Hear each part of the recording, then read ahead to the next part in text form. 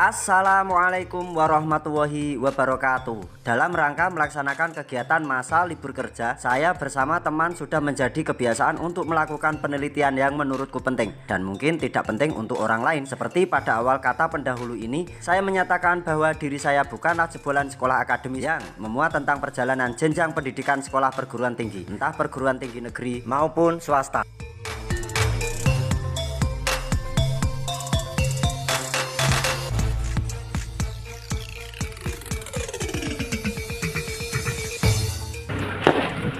Kali ini, kita akan mengunjungi salah satu wilayah yang memiliki sejarah tentang peradaban Islam di Desa Mantingan, Kecamatan Tahunan, Kabupaten Jepara. Ketiga objek tersebut memiliki jejak sejarah tentang pertumbuhan Islam di Nusantara. 1. Masjid Agung Astana Sultan Hadirin. 2. Konsep bangunan Komplek Makam Sultan Hadirin dan Ratu Kalinyamat.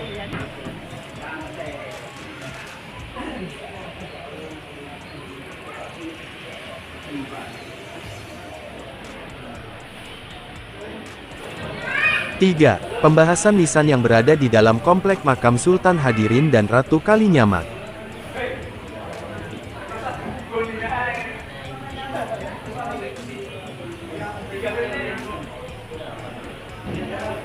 Untuk yang pertama kalinya, pokok bahasan tertuju pada sebuah bangunan yang memiliki arsitek campuran. Berupa tempat yang disucikan, yang dijadikan ajang berkumpulnya para ahli di bidang keagamaan. Sebuah bangunan berdiri dengan kokoh, dengan buah pemikiran yang dihasilkan dari perpaduan antara konsep bangunan spiritual lain berupa konsep bangunan candi dan konsep bangunan kelenteng.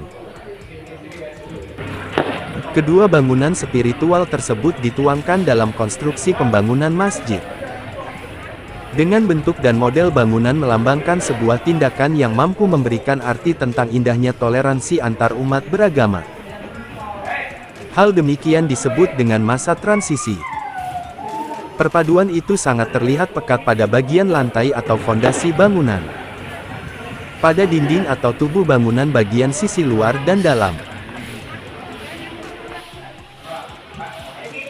pada bagian atap sama-sama memiliki tiga tajuk atau yang disebut dengan mustaka.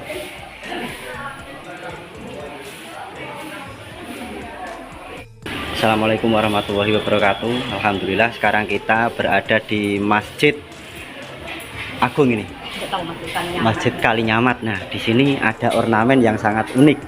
Ornamen atau kalau kita di bangunan candi itu namanya relief ya.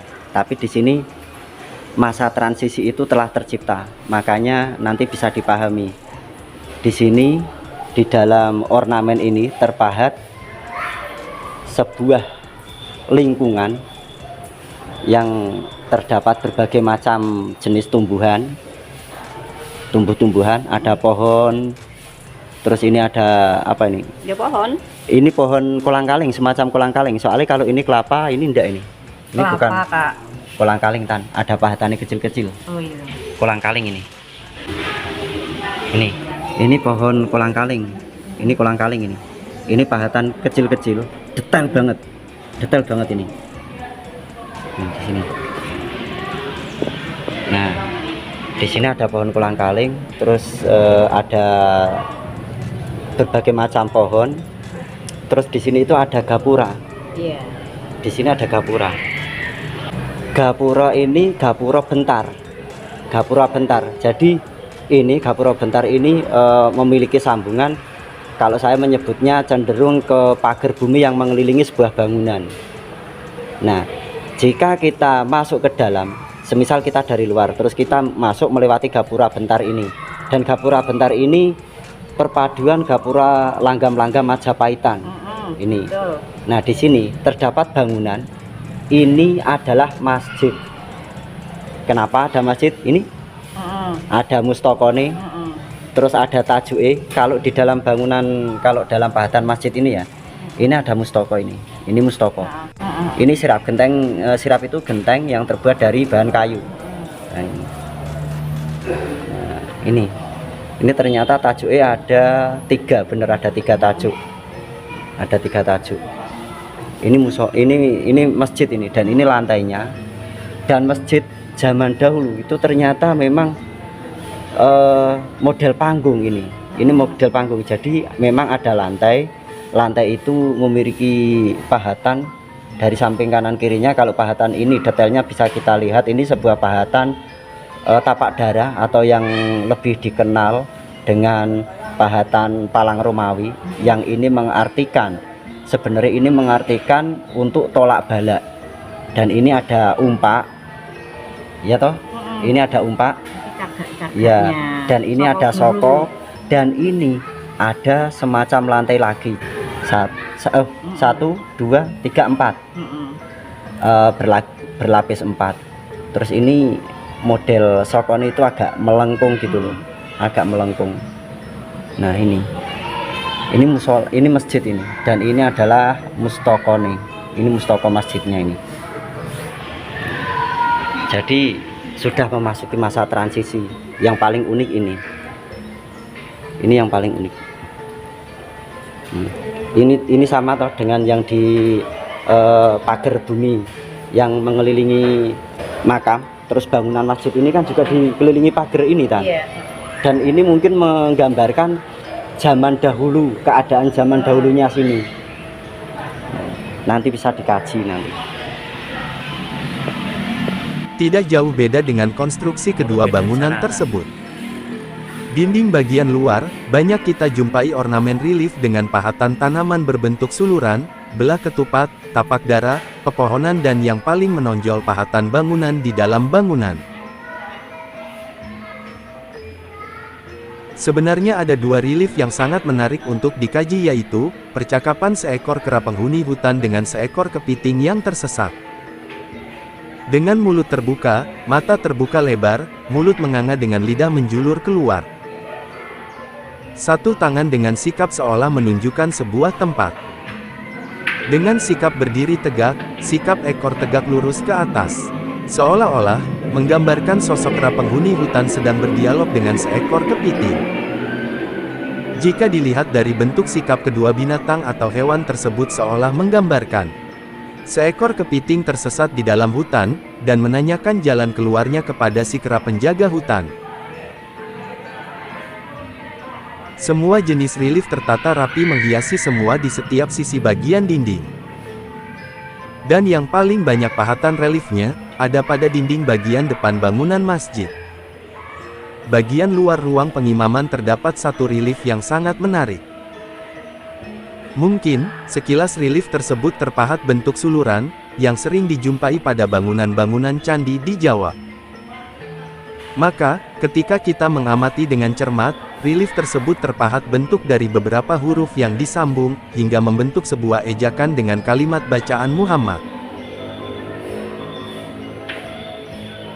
Kaligrafi Arab pegon ini sengaja dipahat dengan metode cermin atau saling berhadapan.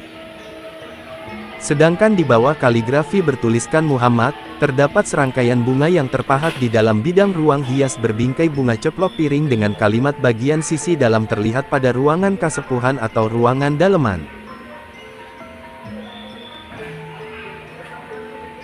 Sedangkan bagian bawah terlihat pekat pada bagian kaki atau fondasi.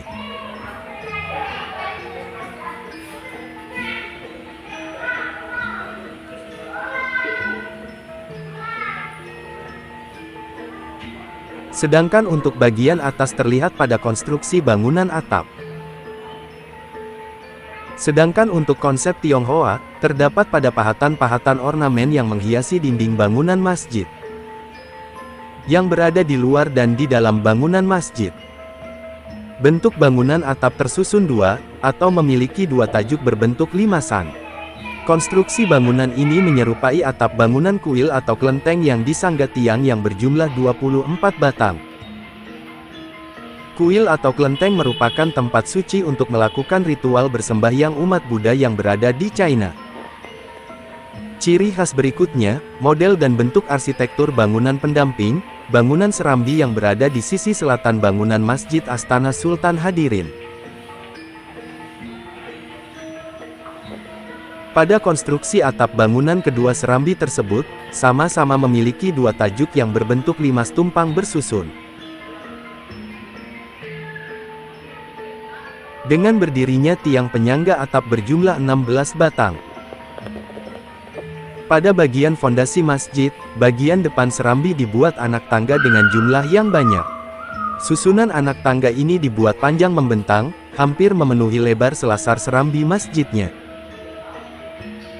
Konstruksi demikian, telah mengadopsi dari bangunan kelenteng yang berada di daratan China.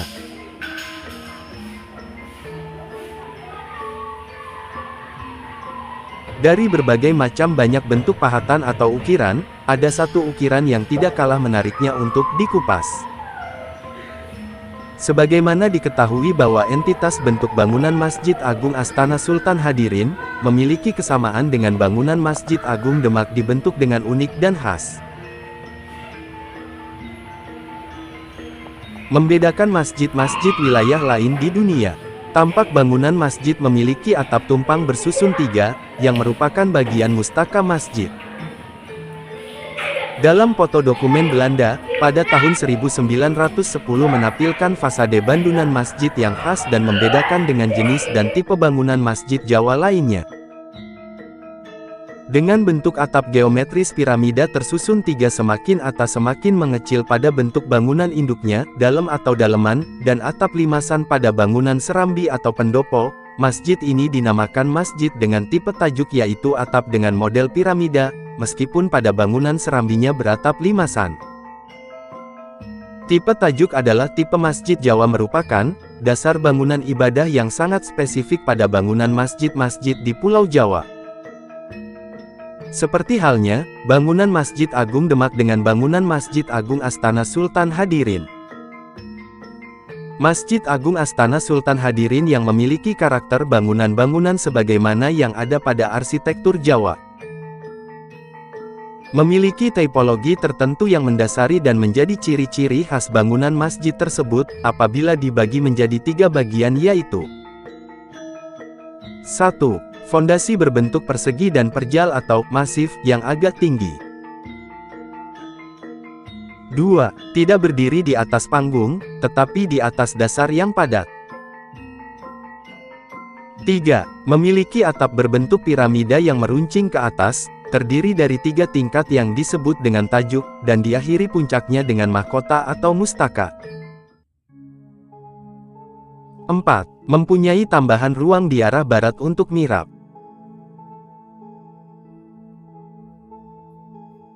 5. Mempunyai serambi dengan komponen ke-8 jumlah soko pengaraknya.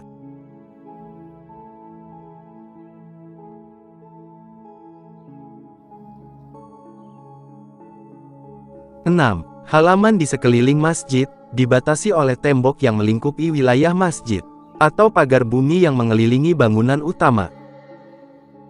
7. Penempatan bangunan masjid di sebelah barat alun-alun. 8. Dibangun menggunakan bahan yang alami yaitu kayu, meskipun kini telah mengalami perubahan dan tambahan material modern. 9. Awal dibangun tanpa bangunan serambi, melainkan hanya bangunan induk saja. 10. Bangun induk lebih tinggi lantainya jika dibanding bangunan serambi. 11. Pada bangunan serambi tidak ada dindingnya, akan tetapi, kondisi dengan keadaan terbuka. Dan bangunan atap berbentuk limasan. Pernyataan ini sangat pas dengan penggambaran relief yang berada di kulit luar bangunan Masjid Agung Astana Sultan Hadirin. Denah pada Masjid Agung Astana Sultan Hadirin memiliki unsur-unsur ruangan yang terbagi menjadi 2 ruangan yang mendasar, yaitu, ruang induk atau daleman, yang merupakan ruang utama sholat yang sifatnya ruang tertutup, dan ruang serambi atau pendopo yang merupakan ruang terbuka, yang berfungsi sebagai tempat sholat juga sebagai ruang untuk kegiatan seperti pengajian dan musyawarah. Konfigurasi denah masjid membentuk tatanan linier, memiliki oposisi biner serta tambahan orientasi ke kiblat, yang ditandai dengan ruang mihrab.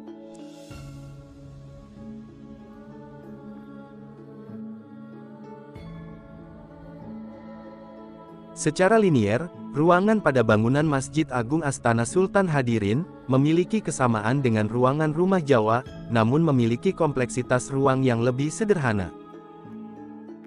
Simbol dan ornamentasi telah menggambarkan situasi dan kondisi di mana Masjid Agung Astana Sultan Hadirin berdiri. Pahatan relief telah terpasang pada bagian dinding di atas mihrab atau di atas ruang pengimaman. Memang paling banyak ukiran atau pahatan relief yang memenuhi dinding kulit luar bangunan Masjid Agung Astana Sultan Hadirin.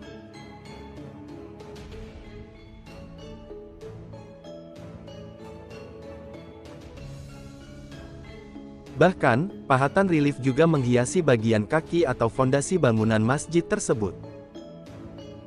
Selain terpasang pada objek atau tempat yang sudah saya sebutkan, bagian luar ruang pengimaman juga dihiasi dengan pahatan relief berbentuk suluran dan kelopak bunga berbingkai. Beberapa pahatan relief pada bagian tersebut telah berhasil diabadikan dalam album foto Belanda yang diterbitkan pada tahun 1910.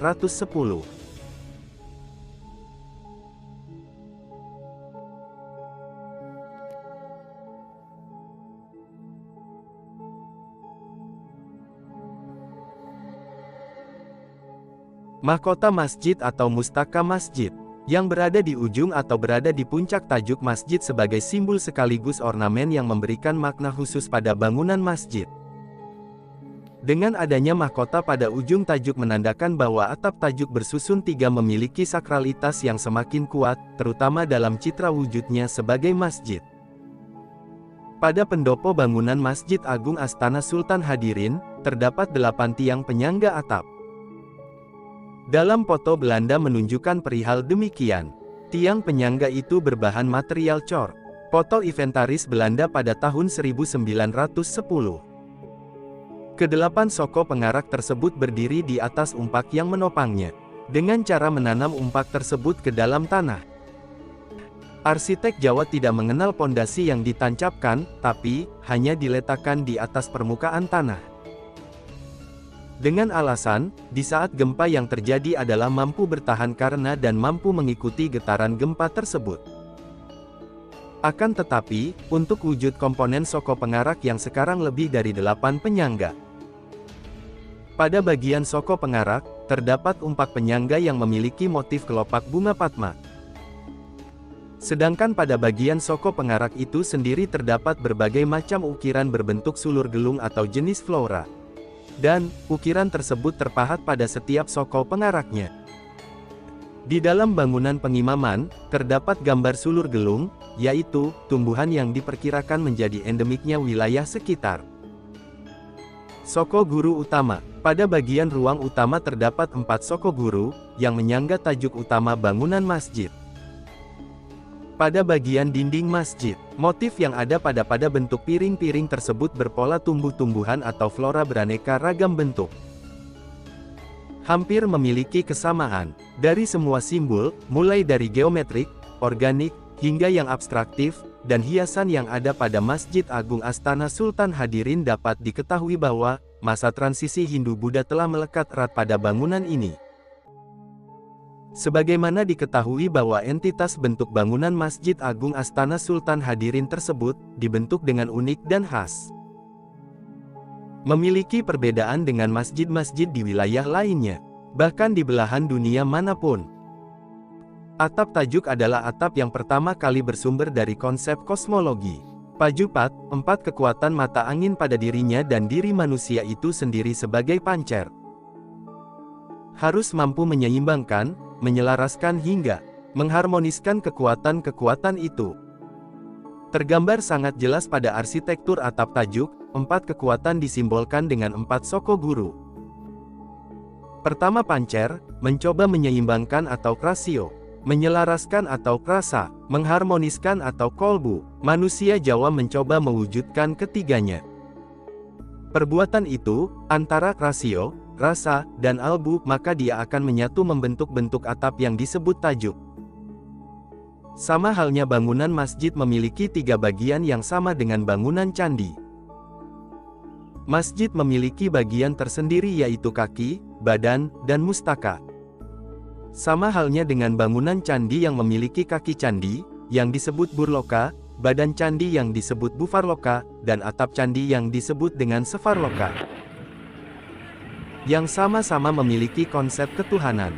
Tampak bahwa bangunan masjid ini memiliki elemen yang berada pada 3 bagian tersebut, termasuk candi juga memiliki elemen yang berbeda-beda pada tiap bagian struktur bangunannya. Nah ini periode 19-an ini akhir tapi 18 akhir ini. Iya. Putih kan? Dek meh ikut rak. Mias mriki. Nggih.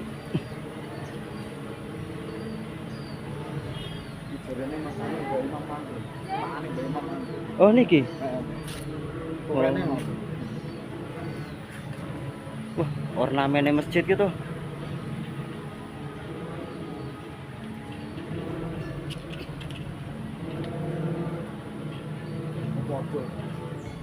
Pundi Kang sepuh sanjang?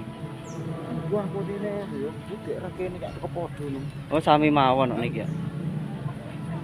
Cuma iku ana tulisan Jawa sih. Pundi? Oh, nek niki nganu. Lah.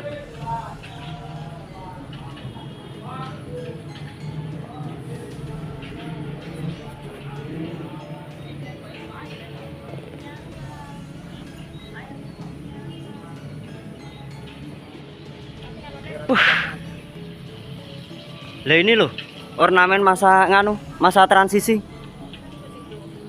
Ini loh Tan. Itu tulisannya nek menurut jenengan apa itu? Itu tulisan itu. Gitu Jan. Tulisan atas. Itu tuh tulisan. Itu bukan ukiran bentuk kembang. Menurutmu? Iku tulisan Muhammad itu loh Tan. Cuma 2 apa jenenge? Cermin. Yang mana toh Kak? Ini toh. Yang atasnya. Ini kan ada ukiran kembang ini. Atasnya. Oh iya wis ketemu. Itu Muhammad itu. Ada sing koyo Nah. roklekan kuwi kan. Koyo roklekan Iya. ketemu.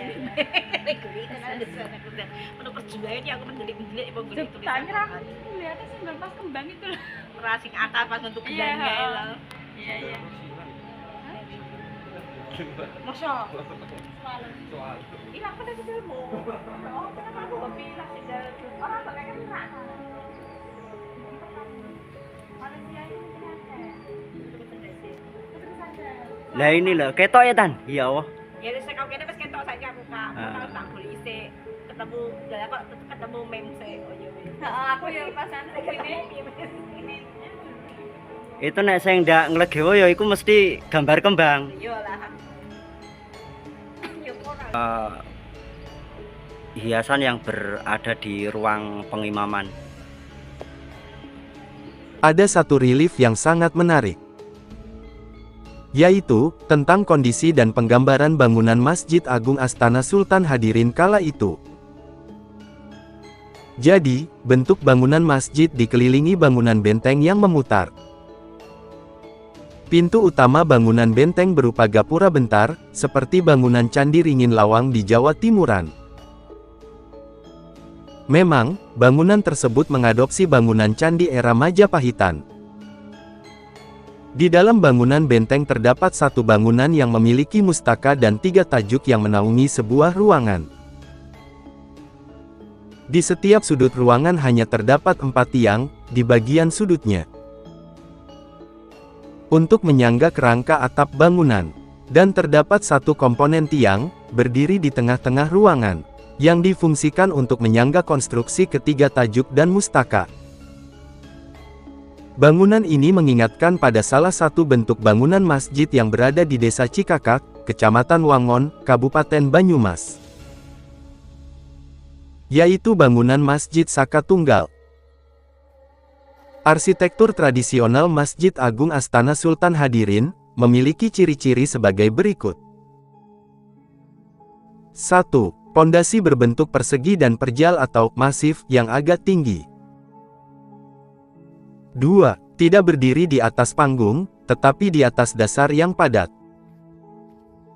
3. Mempunyai atap piramida yang meruncing ke atas, terdiri dari 3 tingkat yang disebut tajuk, dan diakhiri puncaknya dengan mahkota atau mustaka.